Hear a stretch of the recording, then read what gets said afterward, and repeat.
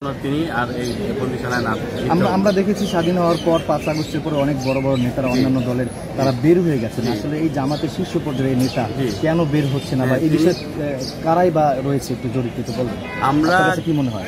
আমরা মন্তব্য করতে চাই না এই ব্যাপারে, বাট আমরা চাই যত দ্রুত সম্ভব তিনি এই কারাগার থেকে মুক্তি পান এবং এর জন্য সরকারকে অনুরোধ করব যে ধরনের উদ্যোগ নেওয়া দরকার এবং যত দ্রুত উদ্যোগ নেওয়া দরকার, যেভাবে সম্ভব আইনগতভাবে এবং নির্বাহীভাবে যেভাবে হোক, যে তাকে যদি মুক্ত করা সম্ভব হয় তারা যেন সেই ব্যবস্থা গ্রহণ করে।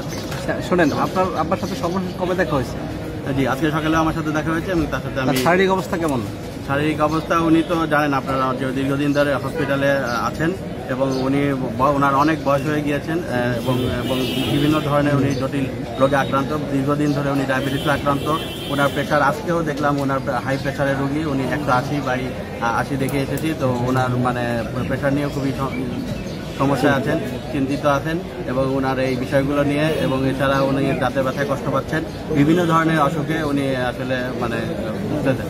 তো এই কারণে মানবিক দিক বিবেচনা করে এবং রাজনৈতিক কারণে যেহেতু তিনি বন্দী অবস্থায় আছেন, যত দ্রুত সম্ভব তাকে মুক্ত করে দেবেন, এটা আমাদের। আচ্ছা, ঠিক আছে। আপনারা তো একটা প্রক্রিয়াধীন আছেন, আপিল বিভাগে রিভিউর পরে আবার লিভ গ্রান্ট হয়েছে যে পুনরায় শুনানি হবে আপিলে, কিন্তু এই পর্যায়ে এসে আপনি আবার নির্বাহী আদেশের কথা বলছেন। আসলে কি বুঝে শুনে বলছেন?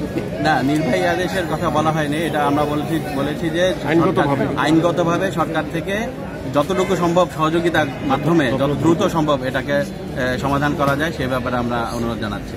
এবং নিম্ন আদালতের যে মামলাগুলো আছে, নিম্ন আদালতের মামলাগুলো আমরা পরিচালনা করি। বিশেষভাবে আমি আব্দুর রাজ্জাক অ্যাডভোকেট, ওনার ম্যাক্সিমাম মামলা হলো ওখানে খালাস হয়ে গেছে। আমরা মনে করি সব মামলাগুলোই ওনার বিরুদ্ধে যেটা হয়েছে রাজনৈতিক হয়রানিমূলক মামলা, ষড়যন্ত্রমূলক মামলা। উনি বাংলাদেশ জামাত ইসলামীর অ্যাক্টিং সেক্রেটারি জেনারেল ছিলেন। ওনার মতো একজন বয়বৃদ্ধ রাজনীতিবিদ, ওনাকে এইভাবে আটকে রাখা এটা জাতির জন্য অসম্মানজনক। যেহেতু দ্বিতীয়বার বাংলাদেশ স্বাধীন হয়েছে, আমরা মনে করছি এখন আইন আদালতের মাধ্যমে যত দ্রুত সম্ভব ওনাকে মুক্তি দেওয়ার ব্যবস্থা করা দরকার। এটা জনগণের দাবি, আমাদের দাবি, সকলের দাবি, আইনজীবীদের দাবি। আমরা মনে করছি ওই 22শে এপ্রিল পর্যন্ত অপেক্ষা না করে তার পূর্বেই ওনাকে এই মিথ্যা রাজনৈতিক হয়রানিমূলক মামলায় মুক্তি দেওয়া দরকার। যেভাবেই হোক মুক্তি দেওয়া দরকার আমরা মনে করি।